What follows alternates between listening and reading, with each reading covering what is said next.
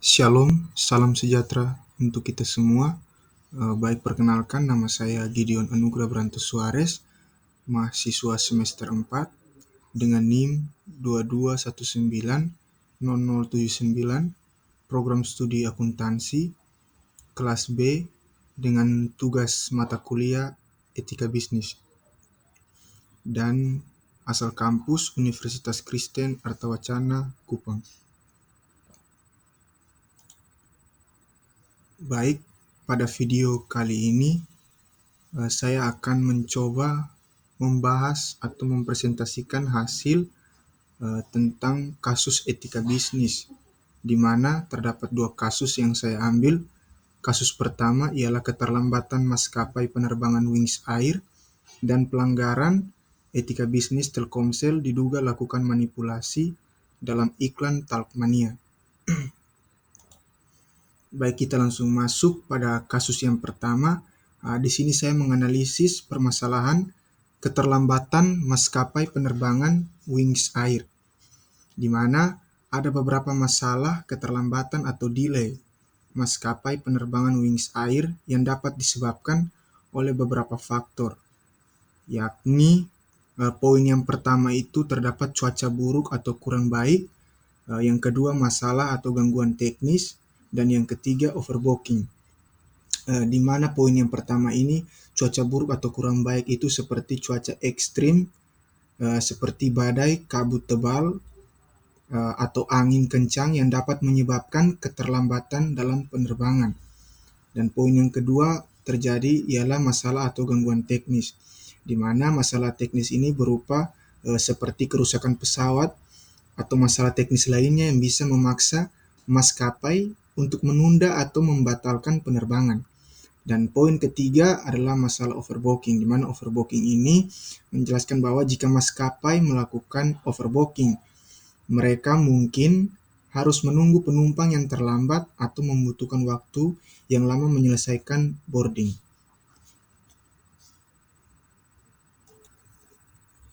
Baik, kita lanjut pada slide yang berikut, di mana di sini terdapat saya memberikan solusi permasalahan dari slide sebelumnya, di mana solusi permasalahan yang dapat kita atasi untuk keterlambatan maskapai penerbangan Wings Air ialah yang pertama ada perawatan pesawat yang teratur, dan yang kedua peningkatan efisiensi operasional, dan yang ketiga pemantauan cuaca secara proaktif.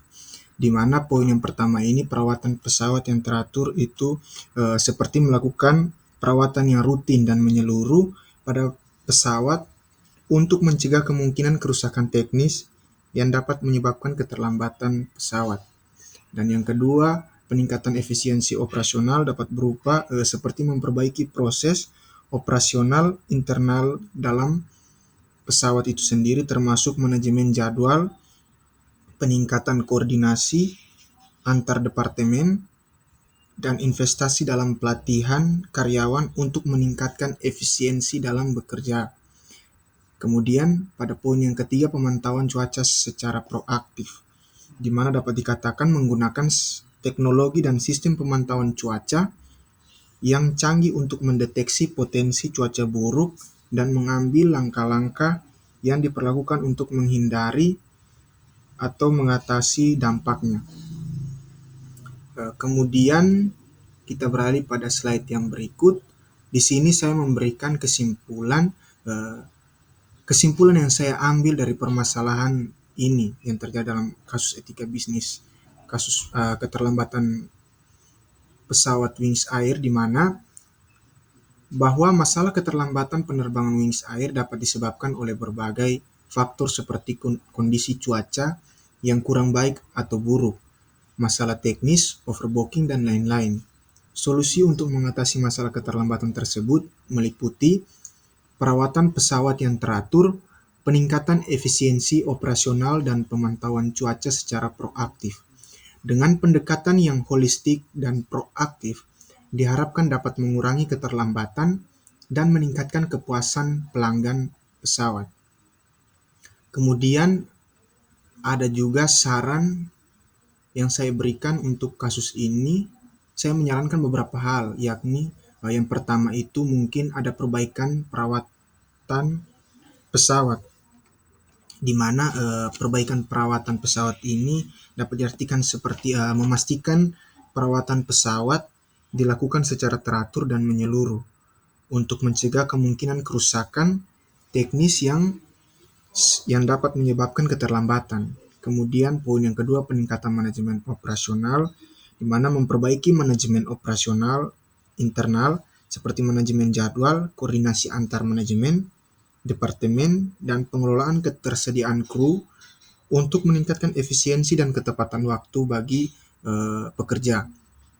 Kemudian adanya pemantauan cuaca, di mana pemantauan cuaca ini kita harus menggunakan teknologi pemantauan cuaca yang lebih canggih untuk mendeteksi potensi cuaca buruk dan mengambil langkah-langkah preventif atau penyesuaian rute untuk menghindari yang namanya keterlambatan.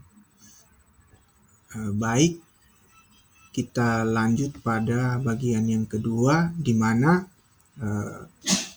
kita akan masuk pada kasus yang kedua. Di sini saya menganalisis permasalahan pelanggaran etika bisnis Telkomsel diduga lakukan manipulasi dalam iklan Talkmania.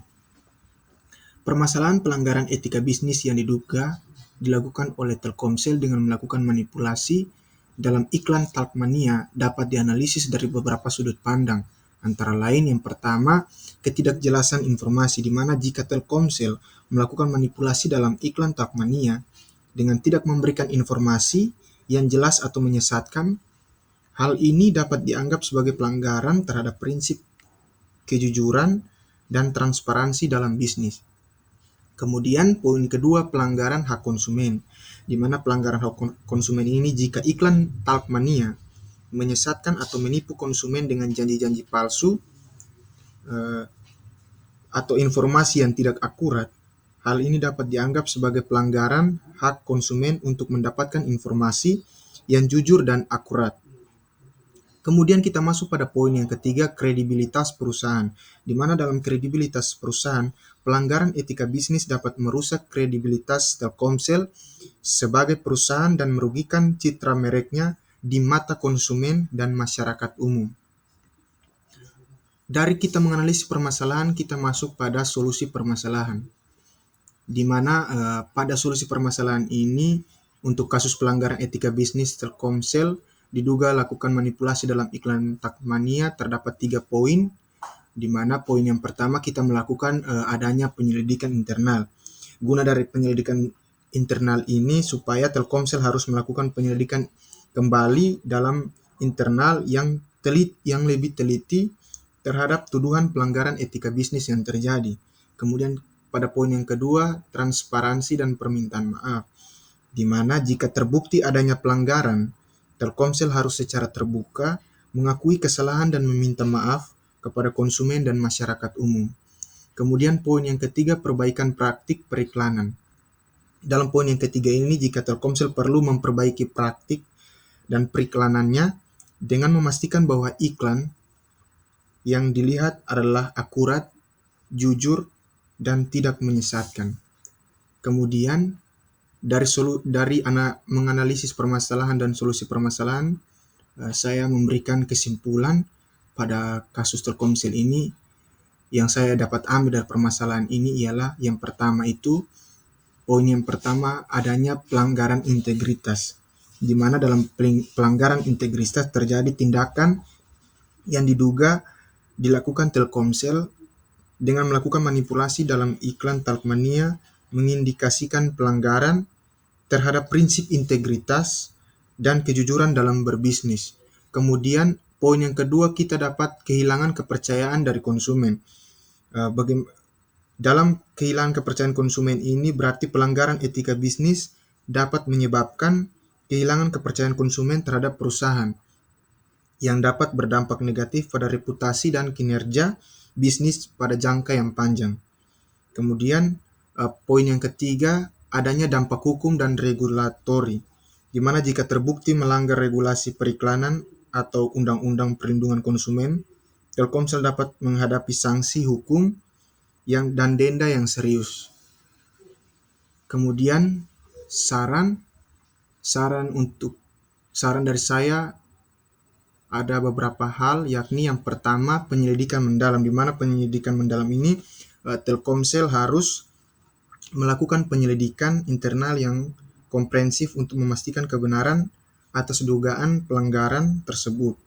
Kemudian poin yang kedua, adanya transparansi dan akuntabilitas, di mana Telkomsel perlu mengadopsi sikap transparan dan bertanggung jawab atas kesalahan yang terjadi.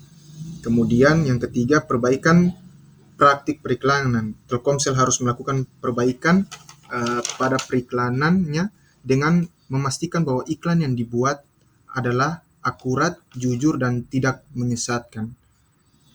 Baik, mungkin demikian beberapa hal yang bisa saya sampaikan pada video presentasi saat ini. Semoga dapat bermanfaat untuk kita semua. Mohon maaf yang sebesar-besarnya apabila ada tutur kata yang kurang berkenan. Terima kasih.